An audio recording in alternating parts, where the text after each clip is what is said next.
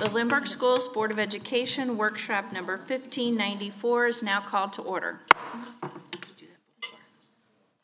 Sorry. Okay, 2.0. That's additions, deletions, corrections. Dr. Lake, do we have any changes to the agenda? We do not. Okay. 3.0, approval of the agenda. Do I have a motion to approve the agenda as presented? So moved. Second. All in favor? Aye. Any opposed? Motion passes 7-0 to approve the agenda. 4.0 is discussion topics. 4.01 is a 2024 learning report.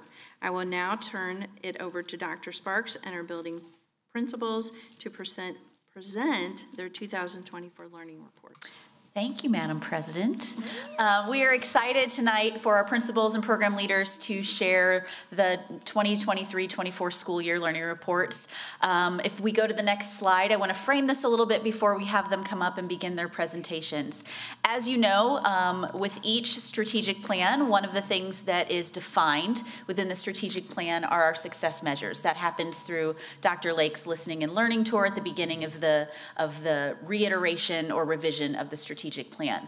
I point this out because we began the beginning of this school year still using the previous strategic plan that was based on the 2018 Lindbergh success measures. So what you see here in bold on this slide deck, high quality teachers, social and emotional learning for students and staff, student mastery of the 4 C's, personalized learning for staff and student satisfaction. Those are the areas where we are going to focus. When we present learning reports next year under a revised format, which I'll summarize at the end for all of our viewers watching, we will be using the 2023 success measures, which are included in the column on the right. So just wanted to frame that for you. The other thing that I think is important to note is that because our buildings are doing such amazing work in all of these areas, we have asked them each to narrow to 2 of the success measures that they're going to focus on so that they can really go deeper with some examples, and you'll see a wide array of ways that we are meeting these success measures for our students. And if you go to the next slide, just wanted to kind of reiterate a few key terms that we tend to hear. We try not to talk in acronyms, but sometimes it's just our norm. So as a reminder to folks, when we're talking about standards-based learning, that is our work around mastery-based learning, ensuring that our students are getting the foundational skills they need to transfer knowledge from one grade level to the next, and then even beyond in their life experiences. We've talked about social emotional learning. We have screeners that we've instituted. You'll see some data from those screeners. Multi-tiered systems of support. If we throw out the acronym MTSS, that is the way that we support the differing needs of students. So we start at Tier 1, what all of our students get in terms of support and learning opportunities, and then it progresses. Tier 2 is an additional layer of support. Tier 3 is an additional layer beyond that. We also may refer to the Individual Career and Academic Planning, or ICAP. This is our work in supporting our students' college and career readiness, how we are ensuring that as they are in middle school and then moving into high school, that they really have a clear plan in place and that we are aligning their learning experiences to that plan. We often talk about design thinking as a district. It's a process of critical thinking and deeper evaluation and potentially change processes. So you might hear that reference tonight. And then, of course, our Lindbergh Life Success Skills. They are going to be embedded throughout this. Our kind of North Star for how we ensure that our students are ready for life beyond Lindbergh. So just a quick reminder of some of those terms. And with that, I'm going to welcome up 4 of our principals and program leaders, Dr. Eric Cochran, high school principal, Dr. Mike Stratman, Truman Middle School principal, Dr. Lauren Boger, Sparing Middle School principal, and Dr. Tracy Bednarik-Humes, the coordinator of gifted programs. So if the 4 of you would like to come up.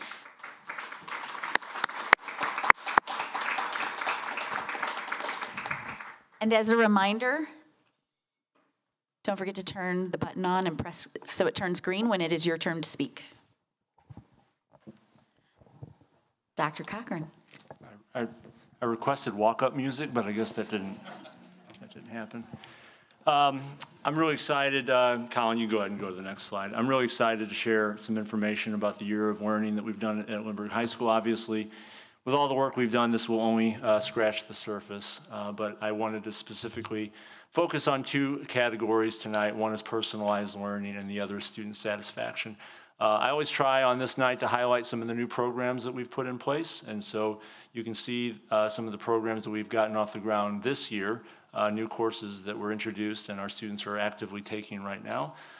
First of all, we have introduced the AVID program to the high school, which is a program that really helps to prepare some of our students who maybe need that little extra amount of support to prepare themselves for college, to make sure that they have those college readiness skills in place. It's been a really successful year in that program. We have the second course in our AP Capstone course, the AP Research course that was introduced. We introduced a course on cybersecurity, and then we introduced aviation too this year. So we're really excited about those programs at the high school. Colin, you can move on to the next one.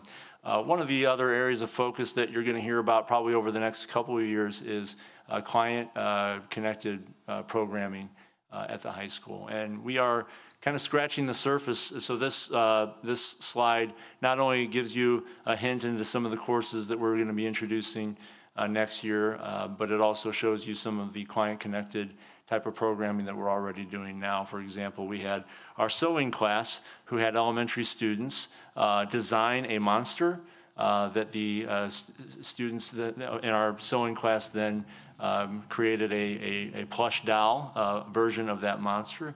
We had our civil engineering and architecture class design tiny houses based on the specifications that were given to them by teachers. And then one of the programs that we're really proud of at the high school is in our international marketing class. We actually have students who are serving as business and marketing advisors to clients in Honduras currently who are trying to become small business owners in Honduras. So really excited about some of the opportunities that some of our students are getting. And then next year, other programs that we'll be offering, we will be offering an EMT course so students can become an emergency medical technician, hopefully, and work in an ambulance if they finish this program right out of high school. Tech Innovations is a program in our computer science offering now that will introduce AI to students. AVID 10, which will expand our AVID program to another year for some of the same students that took those courses this year, and then AP Comparative Politics. If I shift now to, just a little bit of data to show what students are saying about the course offerings. I highlight the blue. The blue and the red in this pie chart, those are good signs. We asked them to describe the academic programs at Lindbergh, and over 50% of our students said that there are so many options at Lindbergh that it's hard for them to take all of the classes that they want to take. And that's the feedback that we want to hear. And over 70% of our students say that they feel that they are being challenged adequately by their academic program. If you go to the next slide, Colin, we'll shift to student satisfaction. And of course, Power Lunch. Power Lunch is one of the things that makes us very unique for a school our size to have all of our student population eating lunch at the same time and offering all of the wraparound supports that students can have during that approximately 50-minute middle of the day block that we have. It will probably shock no one to find that kids really like Power Lunch. Over 90% of our students said they either love or like Power Lunch. We are really trying to actively identify the 2 students who said they don't like Power Lunch so that we can reprogram them. But the top activities in Power Lunch that students report doing at any point in time during the year, 93% obviously they hang out with their friends, but I was really impressed with the number of students who actually use this for schoolwork. 72% saying that they do schoolwork during that time, and over 59% saying that they actually get help from their teachers during that time. Because I think there's maybe a perception sometimes they don't use that time for academics, but a lot of our students really do. If you go to the next slide, Colin, we still have work to do in lots of different areas. School spirit is one of those. Students self-report that there's room for growth when it comes to school spirit. While a lot of our students feel that we have a high school spirit in our building, there's definitely those who feel that we could be doing better in that area. But 74% of our students are satisfied or very satisfied with their clubs and activities. In the next slide, you'll see student satisfaction with things like athletics, academic networking, which I was really pleased to see how many of our students find that to be a beneficial use of their time. And again, another area of growth is our advisory. You know, that is an area that our students are identifying as this might need some examination. Maybe there are some things that we can do with our advisory that will make that program a little more relevant to what we're trying to do in school. But overall, our students reported a positive experience at the high school, with only 6% of our students reporting a negative experience. And then I always go a little bit beyond our instructions, but I really think it's important that I take a little bit of time to talk about some of our academic achievement. I know there is a perception sometimes out there that maybe we are not doing what we should be doing academically, or that our students are not achieving at a high rate, and I want to offer some factual evidence that disputes that, or at least offers food for thought. First of all, if you note our ACT composite, this is for the graduating class of each of these years for the last 12 years, and that evidence shows a consistency of performance over time that is well established for a test that is pretty well established and normed. And so we're really proud of the work that our students do in this test, and they do so every year. If you go to the next one, you'll also see similar consistency with AP performance, the advanced placement program that we offer. We will have 1,300 students this year who will take, 1,300 tests taken by our student population, and that's, I think, the highest we've ever had at Lindbergh High School. So our students are feeling confident in taking these challenging courses. And again, 81% of our students are getting what is considered to be a passing rate on that test, and the national average, I believe, for all tests across the country is right around 60%. And so that's way above the national average, and we're really proud of that. And just for good measure, we went up in every testing area in the end of course exam as well. So we're really proud of the work that we're doing at the high school, but this is really a culmination of the work that is done in all of our buildings. This is a pre-K through 12 effort across the district. We wouldn't be able to have this kind of success if it weren't for the foundation that was being built by all of our schools. Do you have any questions? I do. I wanted to go back to the student satisfaction with the PAC with only 43%. Did the students say what they thought should be improved with that? Well, I got a lot. Actually, I gave them a follow-up question where they were able to elaborate on ways to improve PAC. Some of it was just about, what are the types of lessons that we're offering to students. We spend a lot of our time in PAC focused on social emotional learning, character education. That is something that's not always going to connect with every single student. The other thing that we do in PAC now a lot is we show a lot of our journalism broadcast videos. And so we got a little bit of feedback. It's like, we spend maybe too much time looking at those videos. And so I think really most of the criticism centers around, what is the purpose of that time, and making sure that we have a very clear purpose of why that time is built into the day. They may be looking at it from different perspectives based on their own personal preference, but that would be, I would say, the unifying theme is tell us what the overall purpose of this and how this is helping me as a student grow in our school. I can add a little bit onto that from a student perspective. From what I've talked to with my peers about their opinions on our PAC time, I think the biggest thing that our students struggle with is just like understanding the relevance to them, and also ensuring like consistency among every classroom, because some PAC rooms don't do the lessons, or they don't like explain it all the way, or they just like completely ignore them. And so like if the teachers don't see the relevance to them, the students aren't going to see the relevance to them either. So that's just what I've heard. Thanks. You discussed AVID a little bit. I was curious if, since we're finishing up our first year with the program, if the incoming freshmen, if there will still be 2 sections, or if are we potentially adding more? Or yeah, the numbers were pretty consistent. We have 2 sections of AVID 10, so we were able to keep enough students in place. There's going to be a little bit of a drop, I think, as the years go on. Again, there's so many courses that we offer that it's hard for students to stay in the program when they have so many options. But But yeah, our numbers are right about where we were in ninth grade as we were this year. More question. So on the end of course exams, you showed some growth there. Any idea, like, why? What are we doing great that's helping that growth there? You know, one thing we did do this past year for those tests specifically is I think we took a little more time to do just a little bit more test prep. You know, we definitely listened to the community when it came to, we don't want to spend as much time as we used to when it came to getting prepared for those tests. We spent a lot of time. We got really good at taking those tests and how to take those tests. And so we didn't want to minimize the importance of those tests so much that you know, there is, I think, a PR part of doing at least well on those tests that I think is helpful. And I think that it sends a message to the students when they do well. And so we did try to find a better balance, I would say, this year of doing a little bit of test preparation for those students so that they felt that they were prepared and they were a little more confident going in. Whereas I think maybe we went too far the other direction where we said, we're not doing anything, just go take them, whatever happens, happens. We did a little bit more test prep, but not to the level that we were doing before.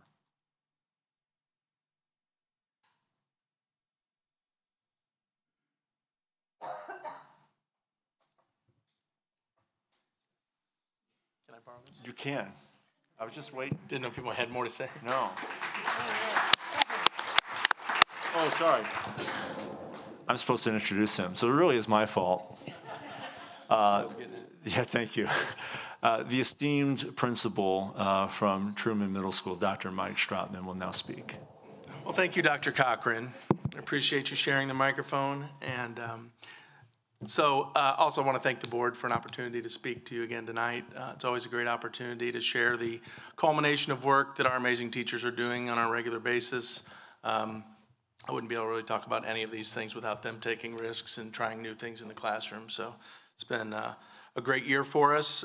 Next slide, please, Colin. I'll be highlighting really two features as well. 4 C's, the collaboration, creativity, critical thinking, and communication, as well as personalized learning. So if you want to look at the 2 slides highlighted in blue, that will be the first thing I'll be talking about.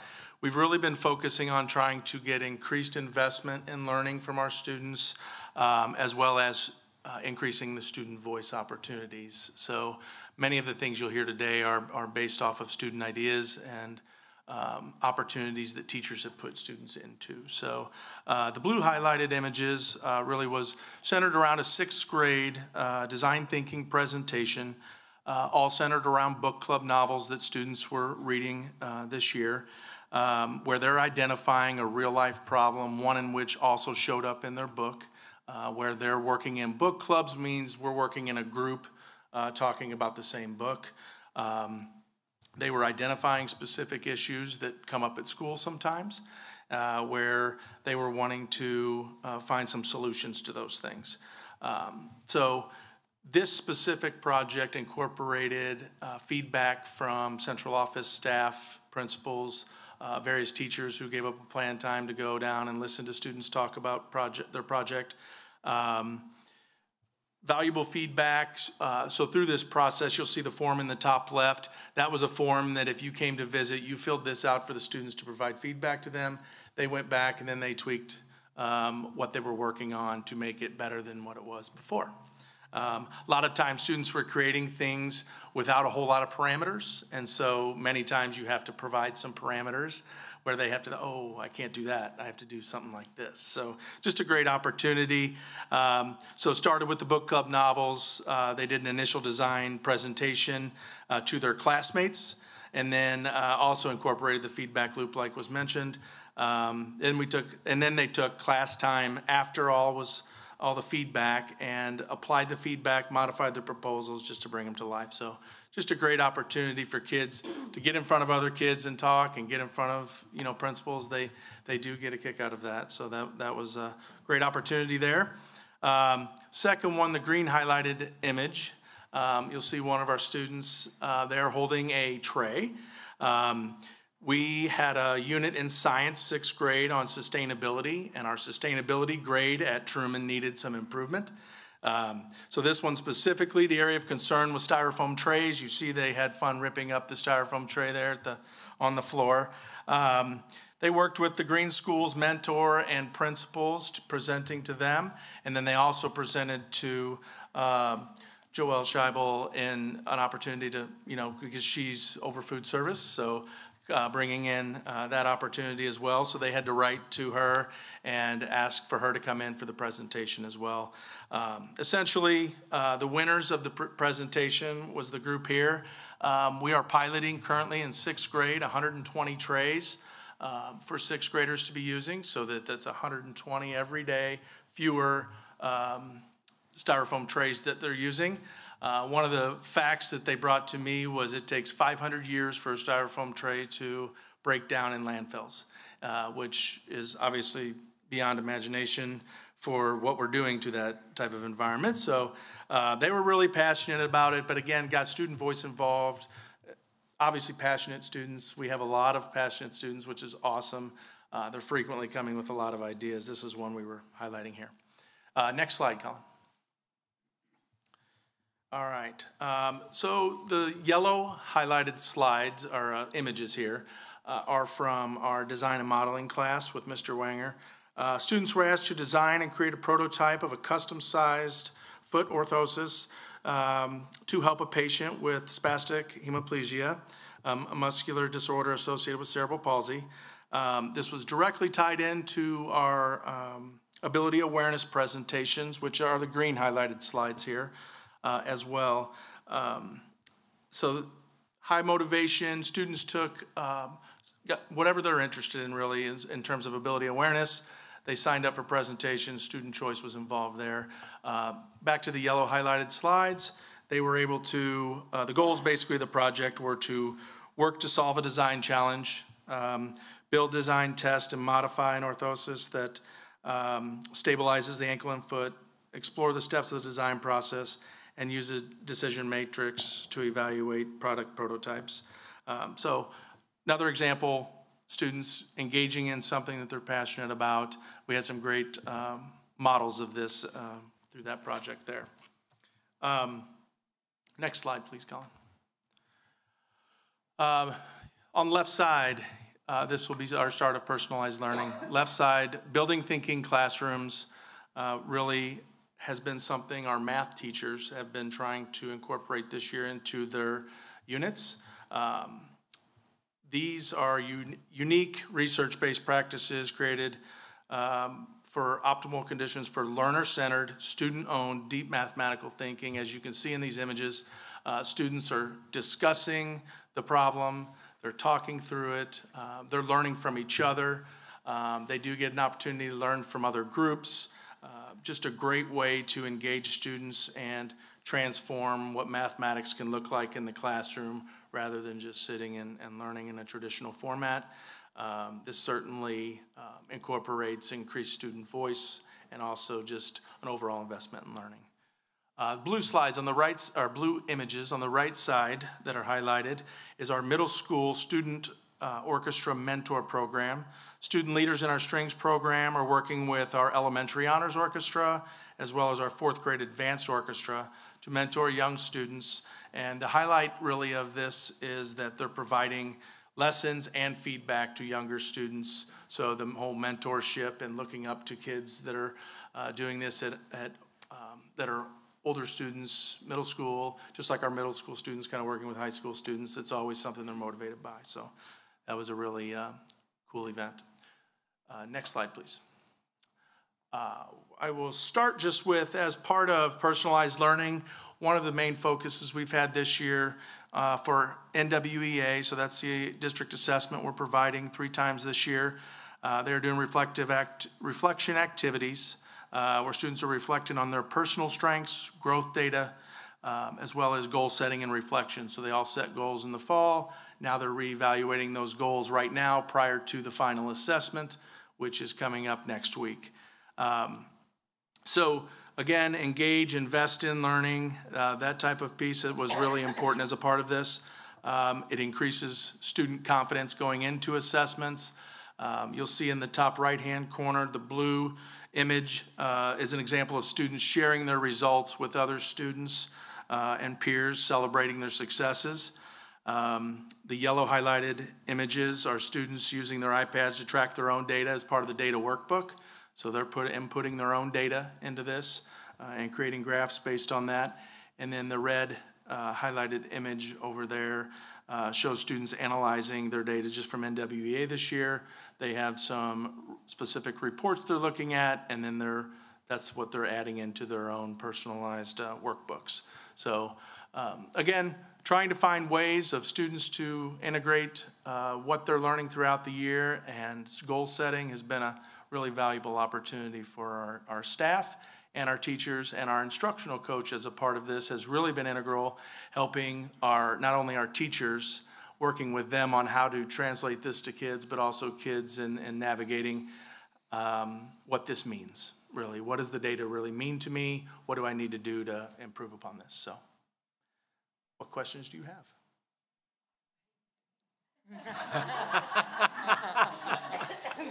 You mean she hasn't already asked you? I really don't know. I don't She hasn't already asked you all her questions?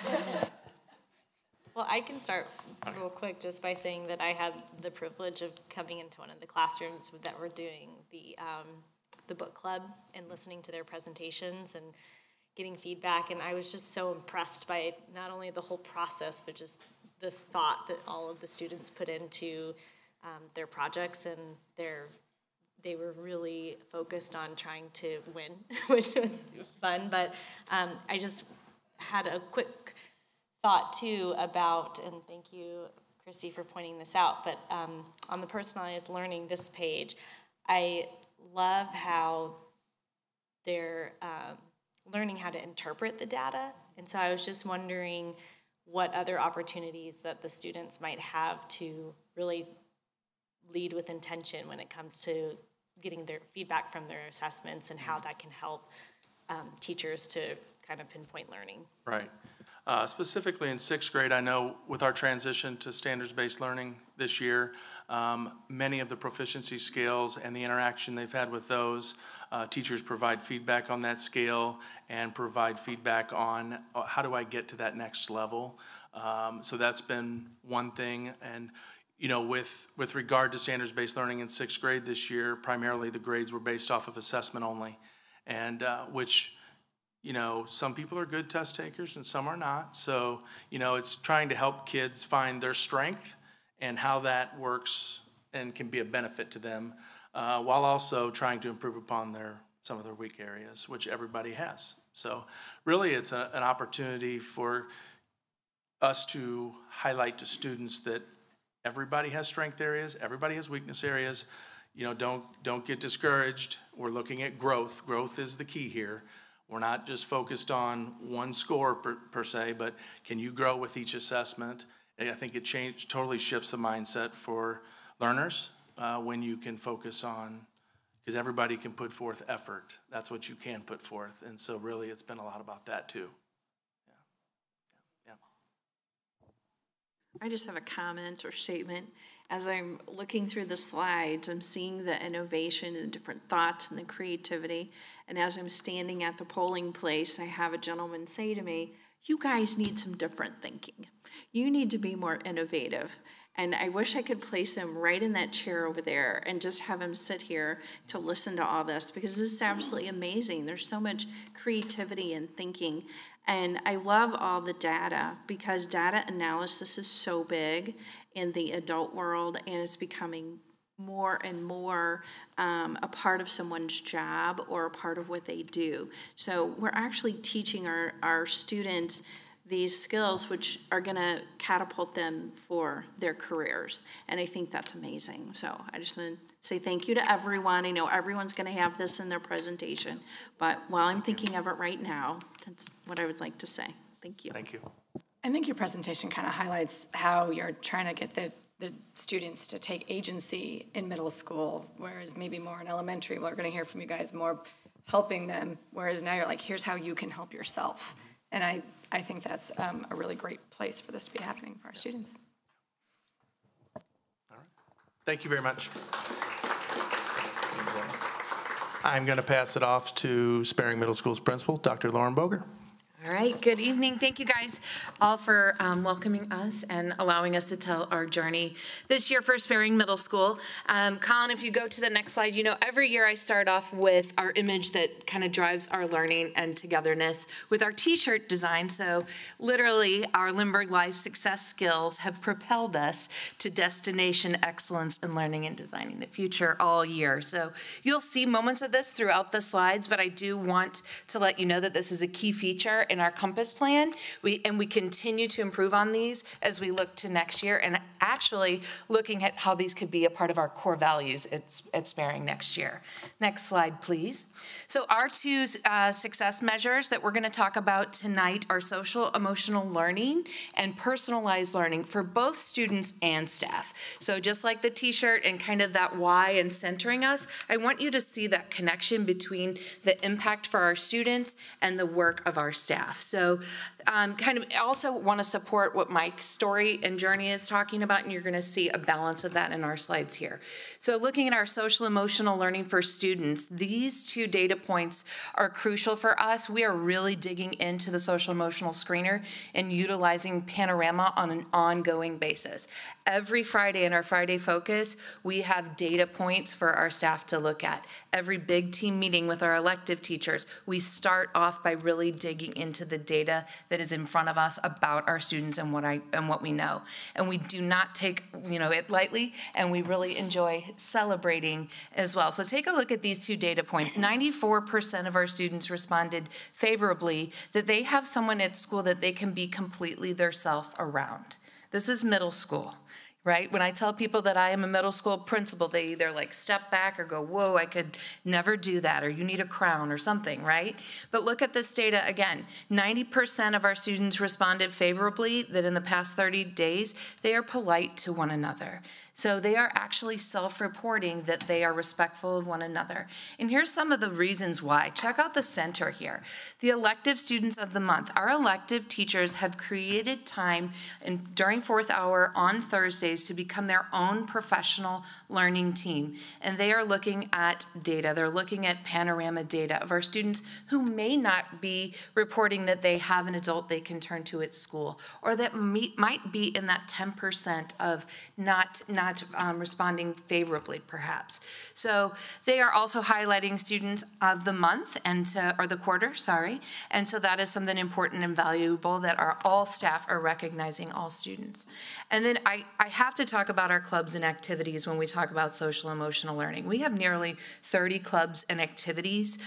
They might start at 6 in the morning or go till 7 at night, right? As I was leaving to come here, there were 60 kids walking back from the bowling alley. And so all of those clubs and activities, I think, are a driving force to this data. In the center, you'll see Science Bowl. They took second, I believe, at WashU in state. And just this weekend, Science Olympiad took 4th place in the entire state of Missouri. And then again, on the end, there are music programs can continue to be stellar. And that is our jazz band performing, like I said, at 6:30 in the morning. So if you ever have a chance, stop by and see what Sparing is like after school as well, because we are hopping. Next slide, please. All right, personalized learning of students. And this might speak to your question, Megan, a little bit as well, of what does this look like from a data standpoint and digging in, or why? Why are we seeing some of these gains and different things? The top left corner really it's a snapshot of our new Infinite Campus. So I would be remiss if I would not highlight our 6th grade staff for jumping in and getting really intentional and just super focused on standards. Okay, so this is a snapshot of what a grade book looks like and how they're entering in standards and reviewing these on an ongoing basis with students. So Mike was discussing about reflection. Students can go into their app and see these, and these are tied to proficiency scales that our teachers are also using with sometimes data notebooks in a notebook form. Sometimes they're like the upper right-hand corner, like in world language, where students are reflecting using their iPad. And then sometimes they are proficiency scale and they're using different features through Canvas and the exceptional work of our chief conversador, Colin Davitt, back there. So wanted to show you those few things. And then also, if you just kind of go clockwise around, I want you to also understand our students are understanding a big why. That bottom right-hand corner is an 8th grade class in Miss Paul's class, just asking, why do we study ELA? Why? What's that relevance piece that you're talking about? And if you do zoom in, or if you have a chance to look at those slides, those are profound statements by 8th graders, and it really all connects. And then following to the bottom left-hand corner, our students are on an ongoing basis seeing the connection of these standards across content areas. So again, I highlighted world language. Top left is ELA in 6th grade, bottom right is 8th grade ELA, but also how do standards relate to social studies? So they are actually reading and doing a very intentional strategy called a jigsaw, where they take different pieces of reading, and they're seeing how that reading in ELA and those standards also is cross-curricular and has a big impact for them across the board. Next slide, please. All right, now let's go and see who's causing all this personalized learning. Our social and emotional learning of our staff is a big goal of ours too. As you know, we have climate and culture data as a part of our Compass plan, but check this out. Top left, rocking the t-shirts, Lindbergh Life Success Skills, STL City Park. We received a grant, an ITEF grant to do that, and that really sets the tone. Our summer retreats as a leadership team are outstanding.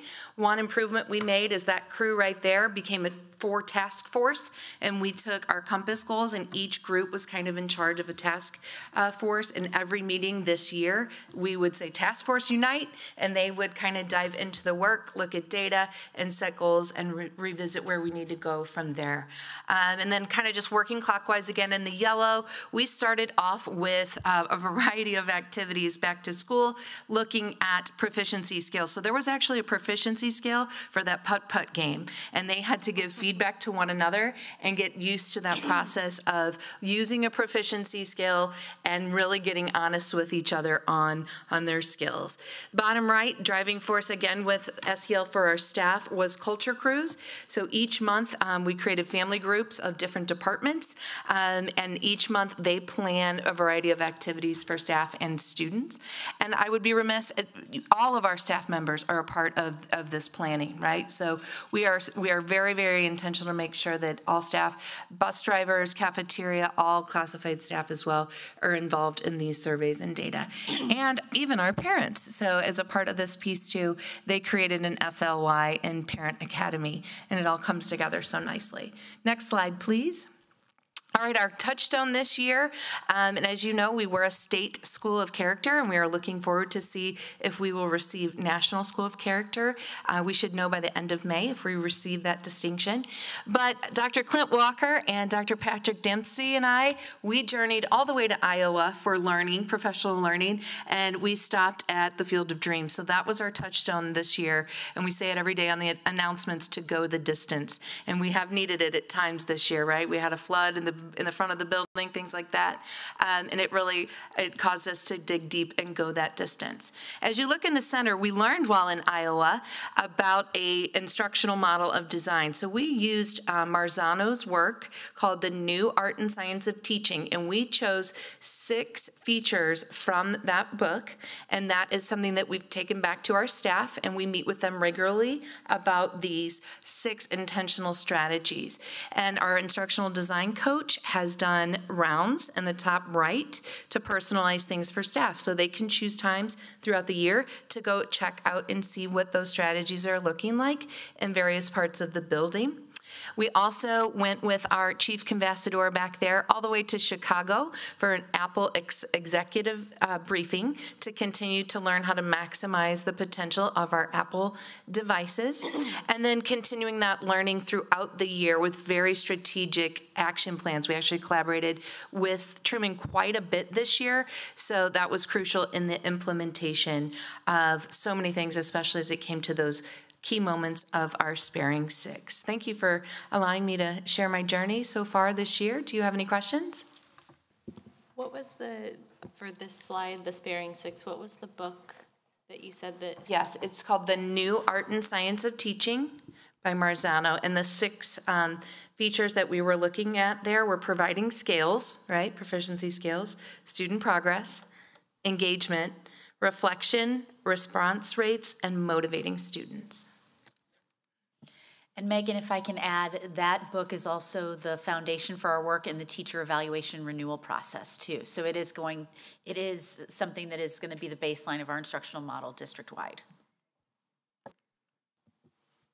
Are those shirts on the Spirit Store? They're not, but I know where to get them if you would like one. Okay. I have a question that was really for both middle school principals. A few years ago, the middle school redesign task force got rid of the honors classes with the thought process being that we would be able to do personalized learning for the students within the classroom. How is that going? So I would speak to that, and you might have a different answer, but one of my answers would be the use of win time has been crucial for that time. So in win time, which is Thursdays, we have a 90-minute block. Students can sign up for various sessions, and teachers they plan in the week before sessions for that learning. So oftentimes the standards are really driving that personalization, right? So teachers are able to meet instead of arbitrary data that they may have had in a previous grade book. They have very clear data to say, hey, this student is meeting, this student is near mastery, this student is exceeding. If they're in that EE, they know that they need to be sending kids to extension activities that are offered during win time. So that is one way that we are definitely doing that, and we're also continually working with Dr. Bednarik-Humes on acceleration. We've looked at data in a much deeper way with NWEA. We're looking at transition data from year to year, and even within middle school, especially math is a good example of that as well. I will add that you brought up proficiency scales. That has been a great way for staff to find new ways to challenge students, all students having an opportunity to be challenged, really. And, and with 6th grade being primarily the ones that are applying proficiency scales to grading this year, we're rolling that into 7th next year. And I believe what we've found is the teacher feedback, they're having a lot of aha moments about, I didn't realize it was going to be this easy to be able to, I think we're still navigating between the 3 and the 4 level, because the 4 really isn't exceeding expectations. So we're getting to a point where staff are getting much more comfortable finding those opportunities, and it's really because they're using the scales. And so creating a scale without use, they found, is very challenging. Once you start using it, you find that, oh, we could provide this opportunity and this would meet the 4 exceeding expectations area. So I think the proficiency scales are an avenue to get to that point. I'd like to add too, we are this week meeting with middle and high school teachers about the recommendations from the secondary gifted task force. And yesterday we met with students from Sparing, and it was really interesting because they asked a question about challenge classes versus not having challenge classes anymore. And what the 6th grade students said about the level of challenge in their classes versus 7th and 8th grade really speaks to the work of proficiency scales. There was a clear divide around students feeling like their needs were being met better when proficiency scales were in use.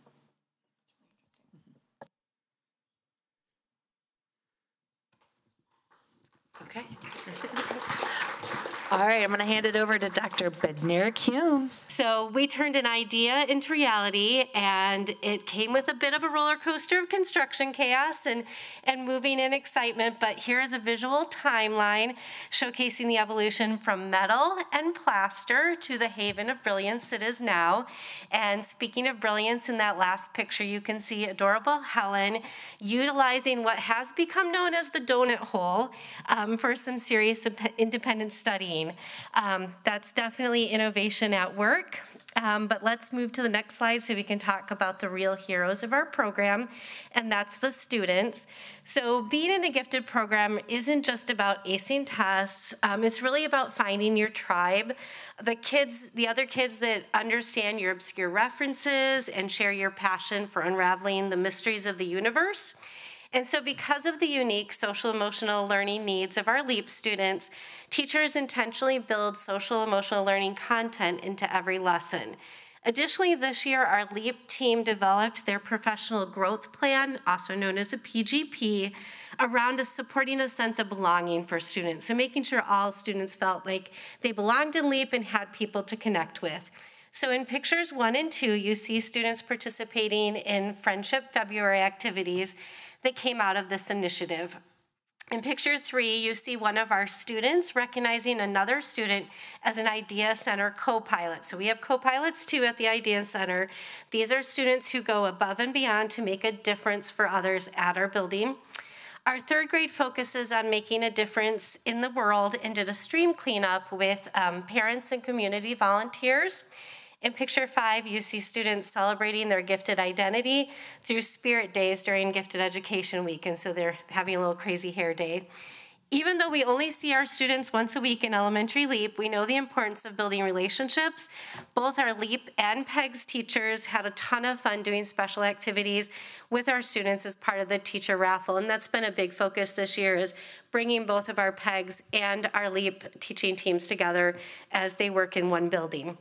And then lastly, our middle school 8th grade LEAPers from Truman and Sperring had a chance to reunite to give each other feedback on their escape rooms and have some fun social time. So it was a great field trip for them to come together and look at their escape rooms. Next slide. All right, so continue with our social emotional learning, and PEGS, our connections, aren't just encouraged, but they're really celebrated. So in pictures 1 and 3, you see students working on cross-level buddies to help them learn about each other's personal interests. So even though we have a very small group of kids, we still do buddy classes and get those connections across the age levels. Picture 2 highlights the kindness shopping bags students made during our Unity Week to give local shoppers a burst of kindness and happiness when picking up their groceries. And picture 4 highlights a combination of connection, leadership, and communication, our kindness wall. Pictures 5 and 6 highlight the student-teacher connection we value so much in our program, including Ms. Shade's middle school lunch bunch. And so several students choose to have lunch with Ms. Shade every day, and she opens up her classroom to do that. And then picture 7, you see 2 of our yearbook leaders brainstorming content for our first ever Idea Center yearbook. And lastly, our teachers are also very proud to recognize our Idea Center co-pilots at our monthly assemblies. And you can see those focus areas that the PEGS teachers had for the whole year. All right, next slide. We're going to switch to personalized learning. And our personalized learning ties into our problem-based curriculum. So we have both of those. Our LEAP students aren't just hitting the books, they're creating their own educational adventure with personalized learning. In picture 1, students are brainstorming ice cream flavors and all the marketing to go along with creating their new Ben & Jerry's flavor in Mrs. Hudson's Shark Tank class, and that's a 5th grade class. In picture 2, our 3rd graders selected what variable to change in their cabbage experiment as part of their sustainable farming unit in LEAP, and that was part of their understanding global impact unit. In picture 3, a middle school student at Truman has chosen a medical profession to explore as part of the human body and mini medical school overarching theme in LEAP. And then we see more students in our pictures 4 and 5 in their kaleidoscope classes, which is their student choice class. And they get to pick 2 kaleidoscopes each semester based on their interest and also what the teachers think the students might be interested in. Picture 6 shows our middle school students showing off the personal elements that they put into their escape rooms, and I just love the chandelier made out of old CDs. I thought that was really creative. All right, next slide. So in addition to personalized learning in the classroom, we also offer personalized learning through clubs, and we've got quite a few clubs at the Idea Center. So if you're a math whiz, a Lego enthusiast, or a future CEO, we've got something for everyone. We also have creative competitions and math competitions that our students can be involved in from elementary through middle school as part of the gifted program. Our students went to JA BizTown, so 4th through 6th grade went to JA BizTown, and you can see that picture in picture 4. And then pictures 6 through 9 show personalized learning and student choice in action.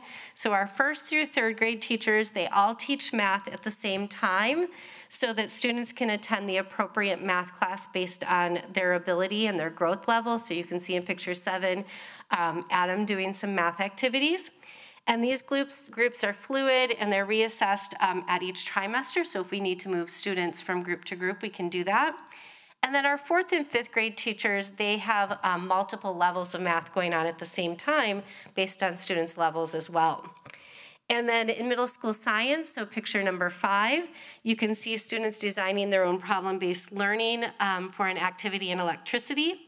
And then in picture 9, our middle school humanities students continue to showcase their personalized learning through portfolios and through Prove It projects where they determine how they're going to show the teacher what they have learned and what they know. All right, slide 47. Kind of combining everything for our high school gifted. So Dr. Rogner is really just not, she just does amazing things, from hosting seminars on everything from perfectionism to moral reasoning. And she also provides all of these gifted seminars. And then additionally, we've had the opportunity to partner with the high school this year to have some mentorships and some involvement with the high school in the Idea Center. So you can see some pictures of our high schoolers helping out during Hour of Code. That's pictures featured in 3. And then also you can see all of the different LEAP innovators and investigators projects that they did throughout the year. In that class, they designed what project they're going to do and see it through from beginning to end. So it's just been a wonderful year of innovation, inspiration, and just a lot of fun at our new Idea Center and in all our gifted programs. Thank you, and I can answer any questions you might have. And I didn't cough, yay. Oh, no questions, yay.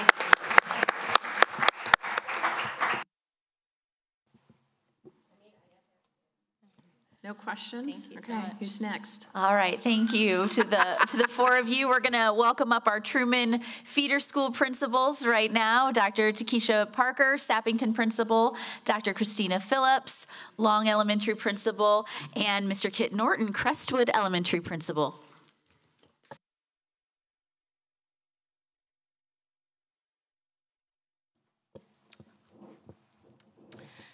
Hello, I am Dr. Takesha Parker, the proud principal of Sappington Elementary, and I'm excited to talk about some things that we've been doing this year. Next slide. Over the past few years, I have presented regarding our social emotional learning zones of regulation, which is a school-wide strategy that we use. However, tonight I want to highlight what we do in our classrooms. So in our kindergarten classrooms, we have play workshop, and you see tier 1. Tier 1 means that we are saying all students will have access to that instruction in their classroom. They're not being pulled for interventions. We do know there are some outliers, but that is our commitment to our students. During Tier 1, all students are in the classrooms. So kindergarten, in addition to our Second Step program, which is our district-wide social emotional learning program at the elementary level, they have really looked at their data every week pertaining to their classrooms.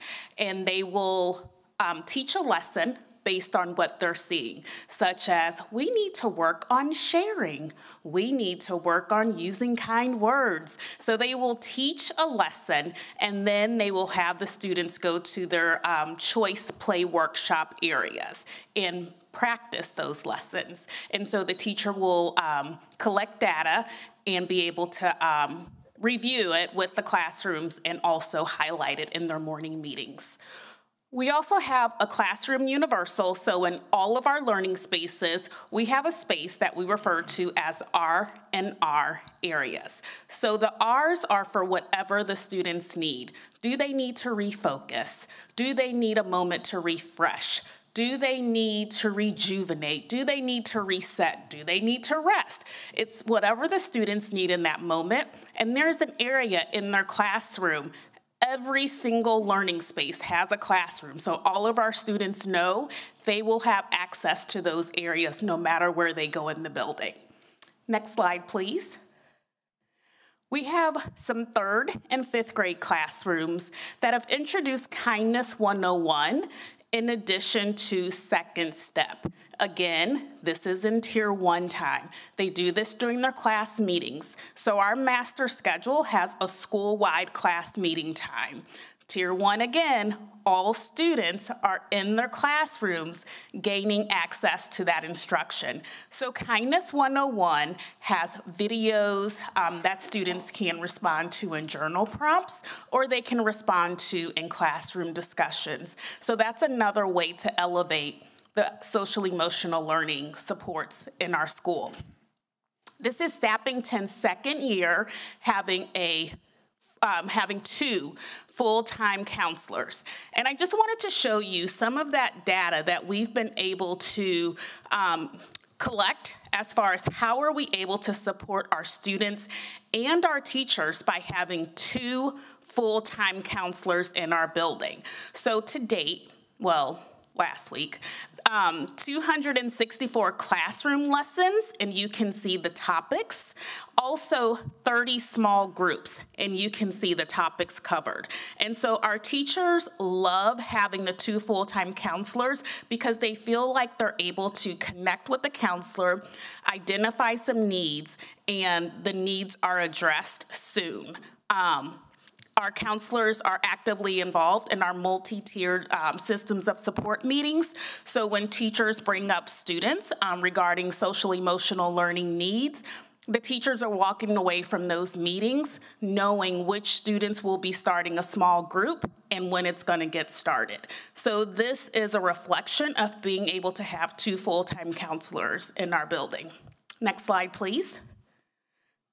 For the past 2 years, our staff, we focused on strengthening Sappington, meaning every staff member has taken a Strengths Finder assessment. We've identified our top 5 strengths, and we've discussed how we can tap on each other to elevate us as educators. In order for our students to demonstrate the 4 C's, our staff must model it. So I want to highlight the collaboration between our art and design lab with our 3rd grade students. So for a month, our students made stop motion videos where they had to come up with characters, scenes, music. They had to edit it. And then we had a culminating project over 2 days where we had a film festival. They had QR codes related to their projects that were in the hallway so all classes could access it. I also want to highlight that our design lab teacher, she participated in Apple training this year, which was provided by the district. So she was able to come back to the classroom and talk about and model and show our students the different software and apps that they can use on their devices, their individual devices. With this, we had Bailey, who is our district communication specialist. She came in and she was able to talk about how her job involves taking pictures, editing videos, and she went through the process with those 3rd grade students and also gave them feedback on their video. So they were able to have that real world connection. Next slide, please. Again, collaboration. We had some 5th graders who started with a question: why do we not have a school newspaper? I think right now it's about 14 of our 5th graders who have made up this monthly school newspaper team, which is led by Colin Davitt, our district blended learning coordinator. That's the title for tonight. He has been working with them, giving them feedback. He doesn't always need to be at Sappington. He can give them feedback because they have those individual devices because we are one-to-one. So they came up with the logo. They talk about interviews. Who are they going to interview? What questions should they ask? How should they schedule the interviews? In addition, they were able to meet with 2 journalists from the St. Louis Post-Dispatch who've talked about their process. What do? The audience, you have to know the audience. How do you give each other feedback? How do you accept feedback? So that's what our 5th grade newspaper team, they've been doing this year, and they have been so excited about it. Additionally, our 4th grade teachers have collaborated with our library media specialists to come up with book commercials. So after the students read books that they want to present and hopefully engage audience to read those books, they create a commercial on their iPad, their individual iPad, so they don't have to waste time with waiting for an iPad to become available. They have it right then and there. So our 4th grade teachers co-taught lessons with our library media specialists. They looked at commercials to talk about what specific points they notice and how can they carry it over into their book commercials. So the students are interested, they have choice, they have voice, and they're invested in it, and they're proud of it, and that's what we want. This is just a little bit of the highlights of Sappington. I'm extremely proud of all of our students. I'm extremely proud of all of our staff, and I just absolutely love to be able to serve this community. Thank you. And now I'm going to pass it over to Dr. Christina Phillips. Yeah, we have a plan here. Thank you, Dr. Parker. All right, so my name is Christina Phillips, and I'm the proud principal of Long Elementary School. Mr. Davitt, next slide, please. So first I want to talk about some of the social emotional learning and how this connects with the Lindbergh life skills of integrity and inclusiveness. This year we have had several initiatives that were new to Long Elementary to promote and develop those positive relationships within our student body. We know that students first need to be seen, loved, and heard before they can learn, and that's really the basis of this here. In the top left picture outlined in green, it captures one of our instructional coaches, Mrs. Ostrich, facilitating a community building circle around a book that's one of our core value books purchased by our PTO that highlights the core value of kindness. It's important to know that if you pop into a classroom at any of our elementary schools, you can often find our instructional coaches working with teachers. They have a student-centered approach to coaching, which has them working with teachers, either modeling lessons, co-teaching lessons, providing feedback on lessons, and ultimately helping our students grow and our teachers grow, which then impacts our students. So we are very, very thankful for the work that they do for our students every day. The top middle picture shows a service learning project that came out of our 3rd grade. They collected 130 cereal boxes, and the purpose of this was they were talking about kindness and the ripple effect, and they were watching some videos, so they decided they wanted to donate some cereal boxes and some food to a local pantry. But under their teacher's guidance, they started talking about how they could model this for the community. So they said, well, kindness is a ripple effect. It impacts one, impacts another, impacts another. So they lined up all 130 cereal boxes and let them go like dominoes to model that. And it was a great visual for our students to see that. And then they helped pack them up in cars, and parents volunteered to take them to a local food bank. This was also the kickstart of the graphing unit in the 3rd grade, so then they were able to jump right into math and do some graphing activities with the cereal boxes. So it was a great culminating project for all of the students. The top green project, our top green picture is probably one of the most exciting things I'm going to talk about tonight. In my opinion, we are a new charter member for Best Buddies, and Best Buddies is a worldwide organization that has the mission to connect students with special needs and differences and have them connected with all students. And really, it goes through adulthood, all people to have someone who can be a one-on-one friend. It can help take you to work or make new friends, or their entire mission is developing leadership and fostering those genuine friendships. So we actually had a parent reach out to us and said, hey, I think my kiddo would really benefit from this. Do you guys know anything about it? So we immediately reached out And throughout this year, we went ahead and got our charter organization, and we started it, and we've had 3 events already this year. Most recently, last week, we had Miss Missouri come and speak to our students, and her platform is actually autism awareness. Her brother has autism and co-wrote a book with her, and one of the most rewarding situations was one of our little boys in the group raised his hand. He's like, Miss Missouri, I have autism. And she's like, do you? And he's like, yeah. And this book is like about somebody like me. And so it was so rewarding for us. So what happened is all students who were part of Best Buddies got to then pick 2 other students to join their Best Buddies group. So the top right picture is a group of students doing team building activities with each other. And it has just been a very worthwhile event at our school that happens monthly, and I have to give a huge shout out to Mrs. Grebe and Ms. Hopfinger and Ms. Ewing. Those are all teachers at Long, and they have stepped up to be a part of this and be a sponsor for it. So we're very, very excited about the Best Buddies, and I'll be sure to invite you to our next event. The final picture you see there on the bottom is actually what they call a consensogram. So Dr. Parker was talking a lot about Tier 1 and the social emotional work we do for all students. Well, our amazing counselors do Tier 2, which is kids who might need a little bit more instruction in a certain aspect of social emotional learning that they aren't getting enough in the classroom because they have a larger need.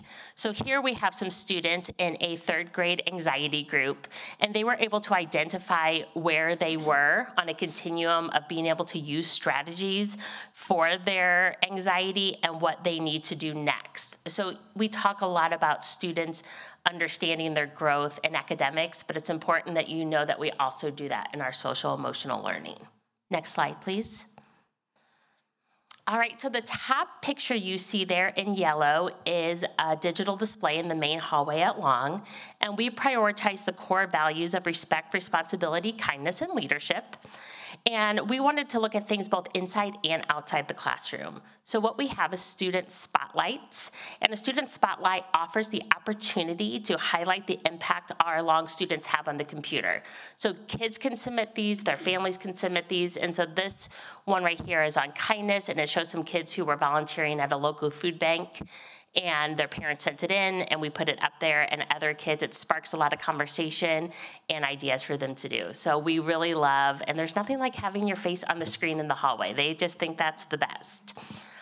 The green picture there highlights our buddy classes, which I know Dr. Baderick Humes mentioned that in Gifted. Buddy classes are where students from different grade levels are paired together to foster positive relationships.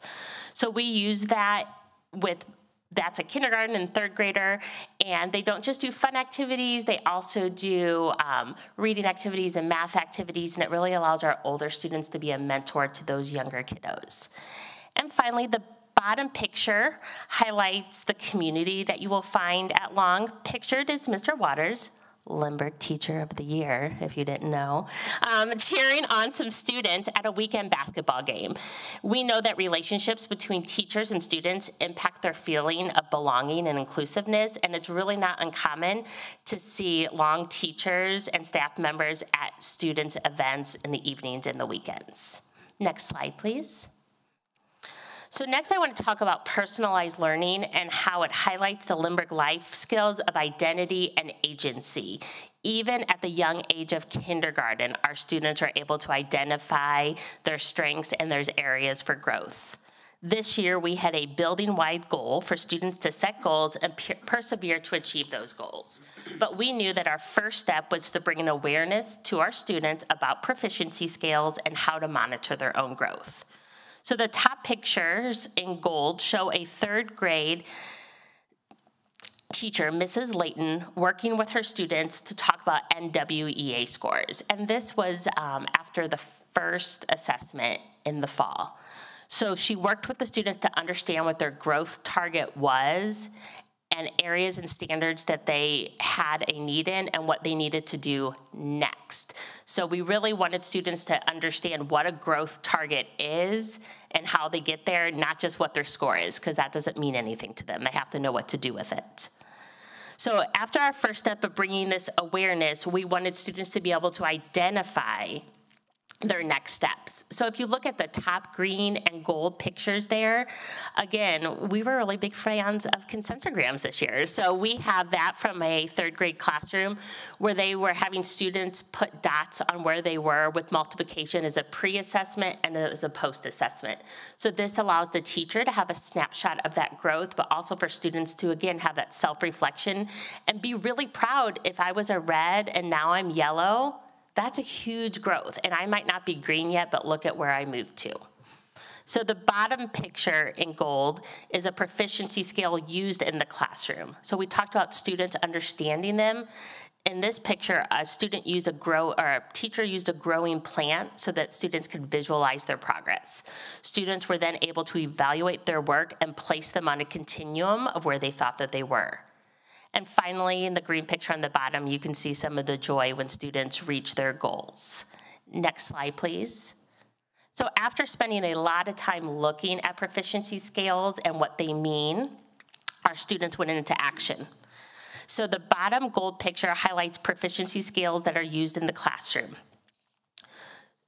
Oops, lost my place, I'm sorry. The top pictures are primary examples. So that gold and that green picture at the top are actually a first grade classroom. So showing that when we put a proficiency scale in student-friendly terms in front of a student, they are able to identify what they're working on and have a goal, and they can talk to their teacher, and they actually highlight the one they're talking about, and when they've reached it, they color it in. So it's very tactile, they understand what they're doing. Taking it a step further, underneath, you can see in green, that's more of an intermediate example. So students will be working on something and then they'll highlight at the top what the standard was that they were working on. And you can, if you zoom in, you can see those different colors. They self-identify where they feel like they were on that standard. Were they meeting? Were they nearing expectations? Do they feel like they've exceeded it? And then the teacher can quickly sort them by how the students have self-reflected and start preparing his or her groups based on where the students feel like they are. So you can really see the progression. We're starting in kindergarten and first and taking our students up through that data analysis of how they feel like that they are doing, and that the teacher has really embedded that in everything that they do. And finally, I think it's important to highlight our specialist art, music, PE, design lab. They are doing this personalized learning as well. And here you see Ms. Kellerman, our music teacher, and she's working with students in a center-based approach in her classroom, and students can come to her when they feel like they've mastered a standard, they can perform it, and then they get feedback and they move on. So even in our art, music, PE, design lab, we're also looking at those student-friendly proficiency scales and making steps for growth. And I appreciate you listening, and you are welcome to visit Long anytime. You got a hot mic there? You guys get it? No, you're good. All right. Well, thank you, Dr. Phillips, and to you, our Board of Education, for the opportunity to share the great things that are happening at Crestwood Elementary this year. Our first slide, it takes a look at social emotional learning centered around Lindbergh Life success skills of empathy, respect, and relationships. At Crestwood this year, we enacted several changes that directly impacted our school-wide SEL support for our students. We developed a master schedule designed to provide targeted academic support to students based upon their individual needs. Within this tiered support schedule, we dedicated a portion of the start of the day to a school-wide SEL time. And if you take a look at that top left image, marked number 1, it shows one of our kindergarten students using her classroom calming corner. This student is using her calming tools and strategies inside of what's called a Cozy Cube. The Cozy Cubes were provided by the district for early childhood and kindergarten spaces through the effort of Maureen Stabler, our Lindbergh Schools intervention coordinator. Not every classroom in our school has a Cozy Cube, but all classrooms do have a space for students to access tools when they need a break. The image just to the right of the Cozy Cube, pictured marked number 2, is our Calm Corner check-in form. And if you click on the image, you can see how the form is set up more specifically for students. I suppose if you're looking at it on your device, you could fill it out, and our teachers would get a response tonight. So we begin our conversation mid-year middle of this year, with our art, music, PE, and design lab teachers, and they see every child in our school. We explored the best ways we could identify patterns with students that might be experiencing acute or short-lived social emotional issues, or maybe even concerns that were potentially chronic and underreported.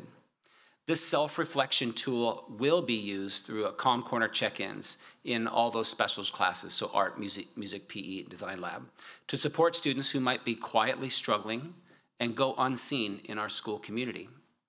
It's a tool that will give us more frequent data to analyze and act upon to support our students' well-being. The bottom left image, marked number 3, shows Mrs. Ann Kleisch, one of our 2 counselors. She's working with a group of students during the social skills group time.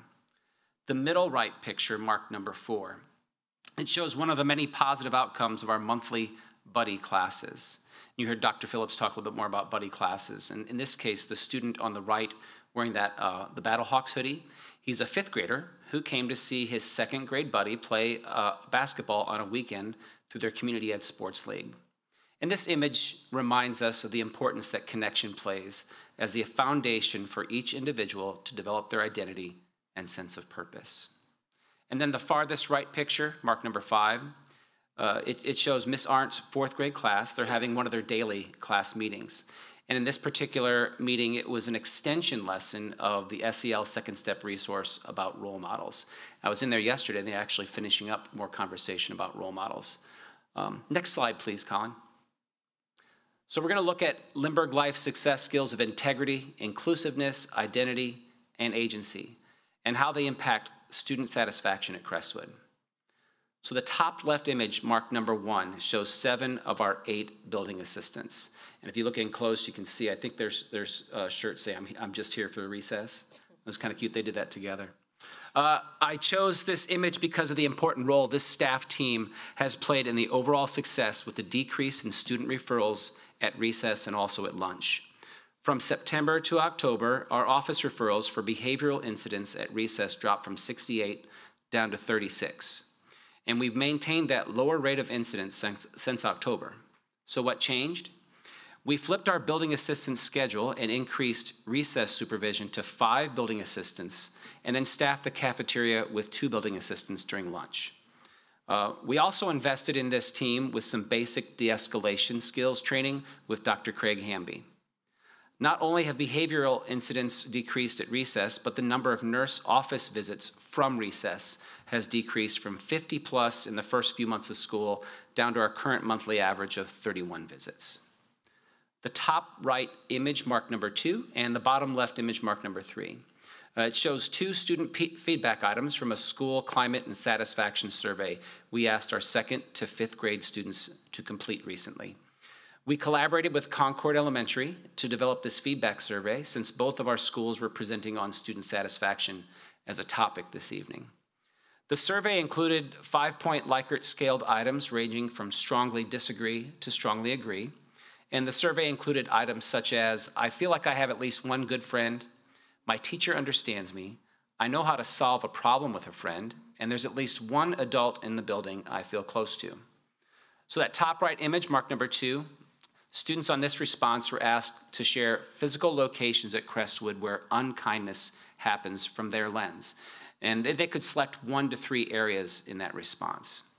We recognize at Crestwood that the playground, the bus, and the cafeteria remain hot spots for us to continually improve and to show what we're doing to help our students in their support. What has us curious is to dig deeper. It's the percentage and the number of students who responded that the classroom is a place where unkindness happens. The bottom left image, it's a celebration. It indicates that 93% of our students, respondents, feel that there's at least one adult in the school they feel close to, ranging from agreement to strong agreement. And then the bottom right image, marked number 4, that shows 2 students standing in front of one of our digital signs in the main hallway at Crestwood. And we use those digital signs to promote upcoming events and fund past events, but we also use our school-wide universals expectations. They're on display all the time, every day. And those areas include expectations for the hallway, restroom, the recess, lunch, assemblies, arrival, and dismissal. Next slide, please. This final slide shows some of the great works our students are driving at Crestwood and evidence of their level of satisfaction at school. The top left image, mark number 1, is our 5th grade environmental club members conducting a food waste audit of our lunch trash in partnership with the Missouri Botanical Gardens. These 5th graders participated in this audit with the intention of outlining a plan for our school to begin composting food waste materials directly from our school lunches. And so this is kind of a legacy because several years ago, Crestwood had students come to the board and also to work with Joel Scheibel on getting rid of styrofoam completely. And so when we're still in that practice, this is kind of our next phase in our Green Schools Quest. The top right image, marked number 2, shows one of our 4th grade students with Mrs. Holmes, our assistant principal. These 2 students pictured are Calm Corner leaders who twice weekly organize and restock the calming corners in both the principal's offices, the conference room, and our shared social workspace. The bottom left image, marked number 3, shows a student in the purple coat, and she's facing the camera there. She's one of our learning leaders. And learning leaders are upper elementary students who are paired with primary grade level kids who might need additional help completing their work. And the bottom right image, marked number 4, is a picture of Mrs. Masra, our school library media specialist, with one of our 5th graders. This student emailed Mrs. Masra asking if she could design a cover photo for our school's library launchpad. And for some background and context in that, the library launchpad is something that is used by all elementary schools as a research tool. And on the website, it exists for students. It appears as a gray square that simply says Library Launchpad. So this student wanted to design something unique and distinctive for our school. So this collaborative effort between the student, Mrs. Masra, the district, and the district technology department highlights Crestwood's dedication to fostering creativity and innovation. And so we believe that by creating opportunities for students to serve their school empowers their sense of agency as community members. Our students' ideas and expressions of what school means to them results in a more relevant and impactful learning environment for everyone in our care. Thank you.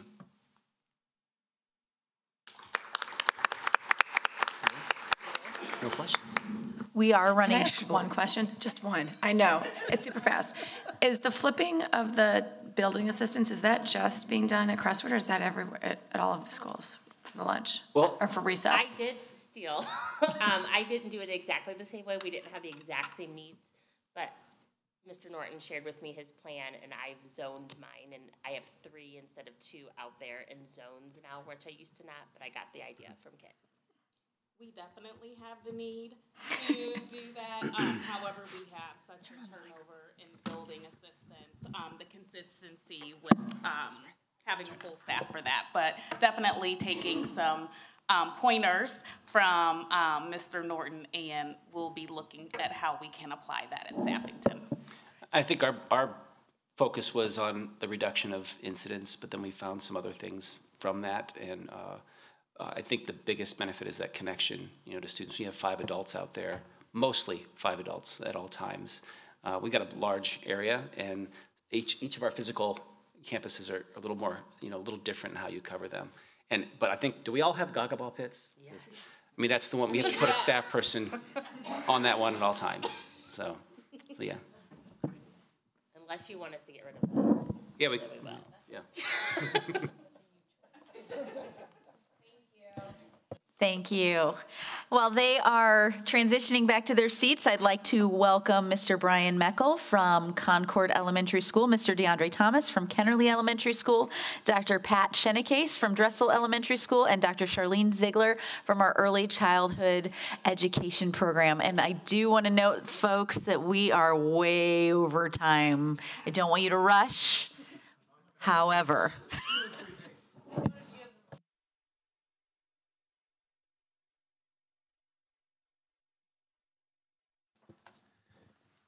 My name is Brian Meckel, principal of Concord Elementary School. I'm thrilled to have the opportunity to speak before you guys tonight, highlight the great things taking place at Concord. I'll focus on student satisfaction and the 4 C's. So as Kit stated, both Concord and Crestwood work to collect data surrounding student satisfaction. This topic does partner well with Lindbergh Life Success Skills, Integrity and Inclusion, and Identity and Agency. I chose to focus on facets of satisfaction. They include positive relationships, sense of belonging, and experiencing a safe and inclusive school environment. So if we're already in the next slide. Concord has much to celebrate. No, go back. Positive relationship. You moved it before I said slide, Colin. Concord has much to celebrate in regards to positive relationships. We sought feedback from 322 students, grades 2 through 5, and we learned some key things. Students have friends. They do feel understood by their teacher, and they have caring relationships with adults. The image on this slide shows the smiling faces of students enjoying a Friday dance party on our courtyard, and a group of students working on one of our student-created murals. Next slide. Creating a sense of belonging is another area of focus. By the numbers, 87% of students enjoy coming to school. We have a range of things in place to ensure that students feel that they truly belong at Concord. As a highlight, we have transitioned to student-led morning announcements and student-led assemblies. To date, our Veterans Day Assembly and Holidays Around the World Assembly were student-led. Student recognition is also a part of belonging. Our core values at Concord are accountability, kindness, empathy, integrity, and inclusion. Last year, I spoke about our flight ticket program. Students can earn a flight ticket at any time. They include a positive phone call home and autographing our runway. This year, we begin recognizing those students who consistently live out core values. Each trimester, we hold a short assembly where teachers present and surprise their selected student with a standing O. Recipients' families are invited to attend, and they are in on the secret, so the student is mostly surprised at the assembly. Parents in the audience do raise some concern. They figure it out. But these assemblies are a great way for Concord unity and modeling empathy, as students do need the opportunity to be happy for their peers. Slide. A safe and inclusive environment is conducive to learning. At Concord, student feedback indicated that students feel safe, they are equipped with problem-solving skills, and they make good choices.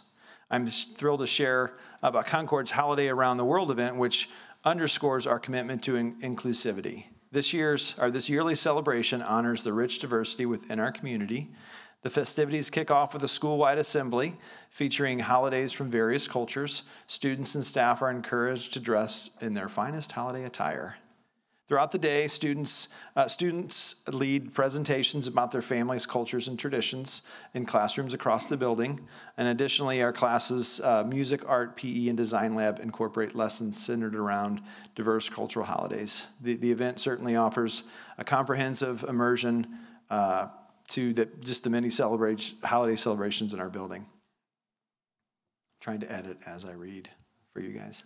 Speed it up. I just slowed it down. All right, so slide, please. As I wrap up my conversation surrounding student satisfaction, we aren't living with 100%, strongly agrees from our students across the board. We still have 30 students who don't feel like they're close to an adult. We have 23 students who don't know how to access our counselors. We have a high rate of students who reported that unkind behaviors take place on the playground. So we definitely still have work to do, but I'm happy having this baseline data will definitely help our future growth in these areas. Slide. So moving on to the 4 C's, the following topics are directly related to Lindbergh Life success skills of work ethic and effort, communication, collaboration, critical thinking, and creativity. To highlight creativity, our first grade students participated in Teeny Tiny Town. Students spend time learning about producers, consumers, goods, services, opportunity cost, and needs and wants. Then they construct their own teeny tiny town where they get to be both producers and consumers. Each classroom creates a good and a service that they can sell. A popular service this past year was a Sky Zone where we had 6 mini trampolines in a classroom. The teeny tiny town they created comes to life in their culminating experience where students get to kind of work and shop. And it definitely shows that students like to spend money. As a showcase for critical thinking, I'm happy to share that many of our teachers have shown great interest in building thinking classrooms. This approach fosters critical thinking skills because it shifts the focus from rote memorization to active engagement with concepts. By creating an environment where questioning, discussion, and problem solving are central, students learn to think critically, apply logic, collaborate with peers, and develop deeper understandings of complex ideas. This slide shows a 3rd grade activity designed to deepen student understanding of comparing fractions, integrating it with an iReady lesson. Students chose a number of different ways to model and explain their thinking to enhance their conceptual grasp of fractions. Slide. I'm turning to our design lab and Mrs. Zide to illustrate communication. The images shown are shared on my slides connect with the following projects. Fifth grade students use engineering design process to design, build, and test their cardboard arcade games. Students had a choice to create any type of arcade, as long as it was cardboard, and fit on their table. The experience closed with student presentations and then game time in their arcade. Our kindergarten and first grade students used recyclables and craft supplies to build a sled that kept their snowman and 3 presents safe as they sped down a snowy hill. Students built and designed their sleds and then tested and refined their build before racing them. As a celebration of Black History Month, our third graders chose a famous Black inventor and designed a video game through Bloxels about their inventor's life. When their games were finished, classmates beta tested their creations, peer feedback was given, and game creators had a chance to refine their games before publishing. To exemplify collaboration, this year our building leadership team was determined to find ways for our students to serve outside the walls of Concord. We kicked off our service learning by partnering with Treats for Troops. This organization offers local veterans and active duty service members across the country with goodie bags and treats to boost their spirits. We asked students to consider donating a portion of their very precious Halloween candy to this wonderful cause. Our goal was to collect 100 pounds of candy. During our campaign, students helped us track the weight of the candy collected and mark our overall progress. And then we saved the big reveal for our Veterans Day Assembly. We announced the results of our giving campaign in front of a room full of veterans and focused on the idea of service. Excitedly, we shared that our students surpassed their goal by donating 241 pounds of candy. Local dentists were excited. The reward for meeting the goal, students turned their principles into human ice cream sundaes. That was far better than being duct taped to the wall like last year. So this concludes my learning report for the 23-24 school year. Thanks for your time. That's pretty quick. So I get to introduce DeAndre Thomas, principal at Kennerly. Well, thank you, Mr. Meckel. DeAndre Thomas, again, principal at Kennerly Elementary School, and just want to say thank you very much for giving us an opportunity to share some highlights that are taking place at Kennerly. And for our presentation, we're going to focus on social and emotional learning and personalized learning. So Colin, next slide, please. So this year, one of our third grade students was diagnosed with brain cancer. So you can imagine how this news touched the hearts of our school community. That means our students, our staff members, our parents, our organizational groups wanted to do something to support our student and his family. So our parent organization decided that one of the ways that we could help is by starting a fundraiser. The goal was to raise $50,000. 4 of our Kennerly staff members agreed that if we reached the goal of $50,000, that they would shave their heads. One of our 5th grade students also decided that she would like to help by opening a lemonade stand. This took a lot of commitment, planning, organization, and communication. Several of our parents and students volunteered their time on a Saturday afternoon. Customers traveled a long distance to be part of this lemonade stand fundraiser. In a span of 4 hours, the lemonade stand raised more than $3,400. At our Heads Held High Assembly, we had a number of community business leaders, Ace the Flyer, news coverage, and so many other entities that came out to support. At the date of the assembly, we raised more than $59,000. And our student that has brain cancer and his family were in attendance, and they were blown away by the number of support. So next slide for me, Colin. And that's kind of hard for me to talk about because he's one of our students. Next slide. Sorry, here you go. Social and emotional learning for our Art and Culture Night. We recently had our annual Art and Culture Night. This is always a highly attended event with so much for our families to experience. Students' artwork was on display. Attendees could learn about traditions and customs of a number of different ethnic groups. Food tasting was available along with henna art, and wrapping up the evening performance was our 4th and 5th grade strings and our Bosnian dancers. Next slide, please. For the next portion of our learning report, we're going to share some ways of how we're changing our instructional approach to meet the needs of our students. On this slide, you'll see a kindergarten class and some information where the teacher is using personalized instruction. After reviewing winter iReady data on picture 1, the teacher realized that she had 8 students on and above grade level in green and 10 students below grade level in yellow. She wanted to change her instruction to personalize the experience for all of our learners. This allowed for small group instruction to be differentiated to meet the needs of students where they are in the areas of addition and subtraction. One of the group was receiving on-level instruction in line with our priority standards. Another small group was learning a variety of addition and subtraction strategies to help them compute equations. And the final group was working toward proficiency skills of exceeding expectations by exploring addition and subtraction at a deeper level. While the teacher is working with a small group, all the other students are working on iReady, MyPath, or completing independent work. The groups are flexible and are always changing based on students' understanding and demonstration of knowledge. And in picture 3, we changed how we're using our math TA to fit the needs of our students. Originally, we used iReady data and had students who performed the lowest work with our math TA. The second semester, we decided to make the groups focused on priority standards. The classroom teacher, our math TA, and administration collaborated together on what skills needed to be taught with that grade level. Then the teacher had the autonomy to place students in groups based on iReady data and classroom observations. Our math TA used proficiency scales and common assessments to drive instruction within the groups. By changing our math TA instruction, it helped personalize, next page, the learning experience for students that were in need of assistance. Next slide, please.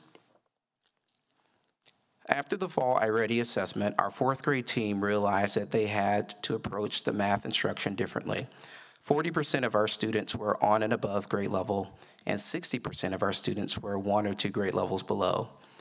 Our teachers created an opportunity where students could get extra math and help practice on skills that they had not mastered. Students were grouped by standards where they were deficient. By doing this, teachers were able to spend more time with the selected group and personalize the instruction to help students gain a better understanding of concepts and skills. After the winter assessment, 64% of our 4th graders are on or above grade level, and 35% of our students were 1 to 2 grade levels below. We are definitely looking forward to what the spring assessments will look like. Next slide, please. Please take a moment to view a short video of our 4th grade team explaining the rationale and success of their flexible groups. Hopefully it plays. There we go. So this is a way to help students get extra practice on whatever math standards they haven't mastered yet. We teach the materials in a variety of different ways. So when we first started switching for the current rotation, I did a couple whole group lessons just to kind of reteach and make sure that they were understanding the main things. And then we moved into some more hands-on learning. They're getting to walk around the room and do some problems on their own and get that extra practice that way. We have a lot of students that have different needs, and so we're trying to reteach all the different things in our classrooms. We only have so much time. And so by sorting the students based on what standard they're needing some extra help in, it allows us to personalize each student's learning based on what they need. Like, the students are really receptive to this. They really enjoy getting to go see a different teacher. Sometimes it can be helpful, like every teacher is different, so it can be helpful to hear it explained a different way or just have a different teacher to help them out.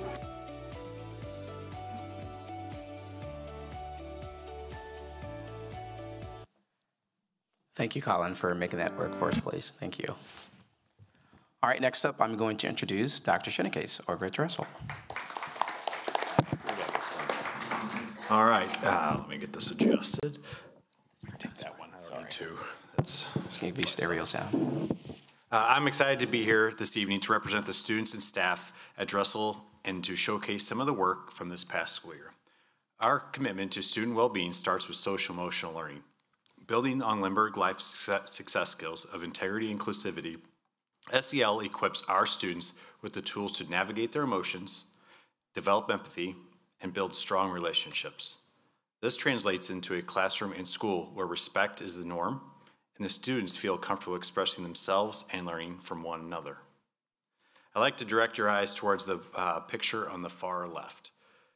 Last year, our students and staff embarked on a collaborative journey to establish clear school-wide expectations and core values. To bring these values to life, our dedicated staff spent the beginning of the year integrating them into their lessons. Additionally, each classroom developed its own mission statement to further personalize the learning environment. At Dressel, we believe in celebrating both student and staff who exemplify these values. Our Dressel-tastic News provides a way to recognize this great work. As you can see from the picture, students or staff who demonstrate these qualities can visit the office to share their experiences, have their photos taken, and see their recognition displayed for the entire school community to admire. Another way we build community is through Fly Day, a monthly initiative sparked by a staff member. On the last Friday of each month, the Dressel community unites by wearing clothing that reflects a chosen theme. This fosters a fun and inclusive atmosphere, encouraging conversation and connections, even amongst those who might not typically interact. In March, the theme celebrated Women's History Month and music. Staff and students wore clothing represent these themes, leading to a delightful display of Taylor Swift and Kansas City Chiefs spiritwear. This year, we expand our successful Book of the Month initiative that I discussed at last year's Board of Learning Report, thanks in part to the continued support of Dressel's PTO. A dedicated group of teachers have created a more inclusive program that engages our families. Four times a year, families receive an activity sheet with links to a chosen book, engaging activities, and discussion questions that delve into the book's themes. To further enrich this experience, we even hosted a school-wide Zoom with the author of Everyone Belongs, Heather Avis. Lastly, I'd like to talk about the pile of rocks towards the bottom there. This is a seed idea from a group of students that led to a school-wide activity. Our counselors and teachers closely analyze our SABRS results. SABRS are social-emotional behavior rating scales. Kindergarten through fifth grade teachers complete this on each of their students, and then our third through fifth grade students self-evaluate themselves. So based on the results, a tier 2 group was created to provide these kids a little bit extra support in their social-emotional skills. During this time, the students devised a plan with our counselors to spread kindness at Dressel. They also presented this idea to Dr. Albers and I, along with the PTO, to gain a little financial support. At the same time, our collaborative learning team, who's a team of building teacher leaders, was also working on linking the Lindbergh Life Success Skills and Buddy Class activities together. This Kindness Rocks activity met that need for both. So if you're over at Dressel sometime, you're going to see a sprinkle of color within the I think they're called Mexican Pebbles. You're going to see those sprinkled in there. Those are our Kindness Rocks. Next slide. All right, at Dressel, we understand that a personalized learning approach benefits both students and staff. This slide represents the identity and agency within this Lindbergh Life Success Skills. The examples that I will showcase highlight the key elements of community, perseverance, and growth within this domain. I'd like to bring your attention to the picture with the blue border. This picture is an example from this past year that emphasizes personalized learning for our staff. This work from our Dressel instructional coach and a teacher, this is work from our Dressel instructional coach and teacher. At each of our schools in the elementary level, we have coaches that span grade levels. So we have a coach that serves K1, we have a coach that serves K2, 2, 3, and then we have a coach that serves 4th and 5th grade. All of our coaches are do an absolute amazing job of providing personalized learning that is centered on impacting students through the coaching model. Coaches and teachers collaborate on a goal that is selected by the teacher. In this picture, the coach and the teacher were focused on building a stronger mini lesson around ELA. The middle picture with a group of students represents a collaboration between a classroom teacher and a counselor. During a Dressel Learning Lab, aka staff meeting, our Dressel counselor presented a valuable session on executive function skills. These crucial skills empower students with self-control, the ability to follow multi-step directions even when interrupted, and the focus to stay on task despite distractions. Later in the year, a teacher identified that some students were struggling with these very skills in her classroom. Recognizing this, the teacher and the counselor responded by developing lessons to address these challenges and support student success. To wrap up, I'd like to highlight our work with student goal setting in 5th grade. Research shows that goal setting is a powerful tool for students, fostering both personal growth and agency. This year, our 5th graders and their teachers embarked on goal setting journey. Students set personalized goals based on their current skill level within a proficiency skill. As students reach or make significant progress towards their goal, they proudly add a star to our student design celebration board in the 5th grade hallway at the bottom of the screen. This visible recognition not only celebrates growth, but also motivates continued learning. I enjoyed the opportunity to provide a snapshot of some of the impactful student and staff work from at Dressel this year. Thank you for your continued support and dedication to Lundberg Schools. All right.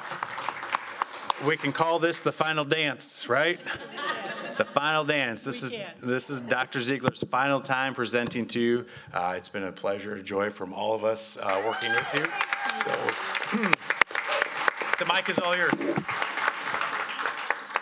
Thank you, Dr. Shenecase. I have enjoyed working with the elementary team. They are amazing. Okay, so thank you for having me here to tell you about the fantastic things that, I am so sorry. What did I say? Okay. Who's feeling neglected? They don't work with you. I apologize. Secondary, I loved working with you also. Okay. Thank you for having me here to tell you about the fantastic things that the teachers and staff at LCE do in the classrooms to promote and support social-emotional skills with our preschool children. I tell you each year that current research shows that children need direct, supportive instruction during their play in order to successfully be able to incorporate social-emotional skills into their daily life. Teachers must pre-teach and then scaffold the child in a setting where the teaching can be differentiated to each student and delivered repeatedly to build the knowledge, to create the skill that will become a habit. Skills learned in this area affect the student's performance not only in elementary, middle, and high school, but in their adult life also. On my first slide, I'll be talking about social-emotional learning and noting where the Lundberg life skills are highlighted while I'm talking. You can see at the bottom that we are covering 5 of the 5 Lundberg life skills on the first slide. In picture 1, the students were learning to be super friends. The work on Super Friends could be viewed as a teaching unit if we were in older grades. It is a social story which teaches the student the many aspects of how to be a good friend. In the top picture, you can see 4- and 5-year-old students enjoying dressing up as a superhero or as a super friend in the superhero costumes that they have created in the classroom. They're asked to reflect on how they've been a super friend, and they respond with statements like helping people when they are hurt, saying nice words, and making surprises for friends, or cleaning up my blocks and being kind and playing nicely with my friends.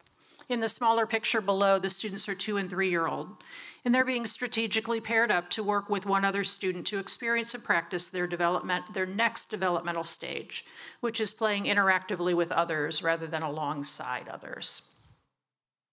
In the older student scenario, these are examples of work ethic and effort while making their costumes, assuming a leadership role with their friends, and taking initiative in serving them, as I've described in their statements. In picture 2, the students are doing a scavenger hunt in the school for pre-placed pictures of different emotions. As they find the pictures of the emotion, which is a child's face reflecting the emotion. As they find the emotions, they are charting which emotion they have found and then giving the teacher an example of what frustrated or anxious or happy feels like. This really supports the skills within identity and agency by working as a community, leading the group, and working to show their knowledge. In picture 3, The students are looking at art that is different from the typical type of art that they are exposed to. This helps to broaden their understanding of what art is and gives them another opportunity to work on those fine motor skills and planning while they are working on their painting. This is a great way to work on critical thinking and creativity. In pictures 4 and 5, the students in 2 of the 4 and 5-year-old rooms were working on playing board games together. Unlike adults, to a child, playing a board game is hard work. The children are practicing new skills while they're in a structured setting. As you know, young children learn best through facilitated play. In playing a board game, they learn about the conventional knowledge, things like colors and numbers and counting or taking just one card, but they're also learning responsibilities to take care of the game pieces or stay at the game until it's finished, follow the game's rules, how to handle the disappointment of losing or the excitement of winning, while taking others' feelings into consideration. We use this time to set up natural scenarios to challenge students to grow in areas where they have not yet mastered a skill. The teacher then is nearby or right beside a student, possibly, when they reach that pre-planned challenge to help to provide support to the student if it's needed. Playing these board games requires the use of all of the skills that they have been learning for the past few years, and it's a great way to work on integrity and inclusiveness, communication and collaboration, and work ethic and effort. This is also supportive of learning the perspectives of others and good sportsmanship. When they're finished with the games, they were careful to add a handshake and a good game after each match. And then slide 2.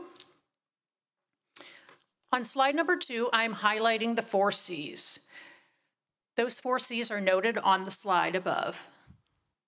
As I tell you every year, the 4 C's are the bedrock of high-quality, research-based early childhood education.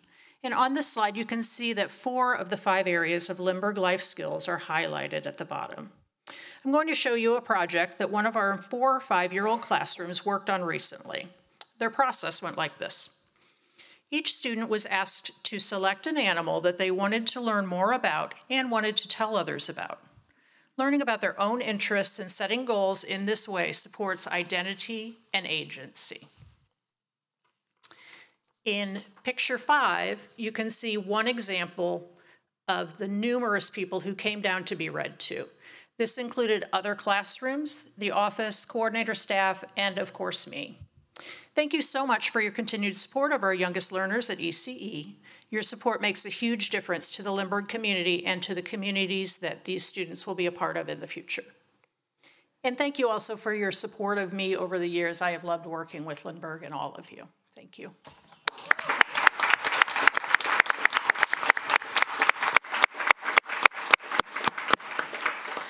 I want to thank all of our principals for doing such an amazing job. It is hard to pare down a year's worth of learning and great experiences into such a short segment of time. And I know that they are representing the incredible work that happens with their teachers, their staff every day. So thank you to all of you for tonight's presentation. Another round of applause. Good job. It was really good. Great job. Board, I want to remind you that next year we are revising this. So this is the last format where we all come together in one space to do a learning report. Instead, the learning report will take place with each school at the month of their recognition. So we'll restart in September, I believe, with Sparing. I think we decided that was the first one. So you'll see a new revised format coming soon. Love it. Thank you all again so very much. Appreciate it. Appreciate your time and efforts. We will move to 5.0 adjournment. Hang on 1 second, Christy. I want Tara just to highlight something. Just another reminder. So tonight's learning report focused on the success measures. In July at that board workshop, we go through all of the district data. So that's where we'll go through the NWEA data for the year, looking at the growth reports from fall to spring, the achievement data as well. We do the same with iReady, with FastBridge, looking at our graduation report as well. So just a reminder that that data report is just a couple of months away. Go ahead. Anything else? Okay, just checking. Do I have a motion to adjourn board workshop 1594? So moved.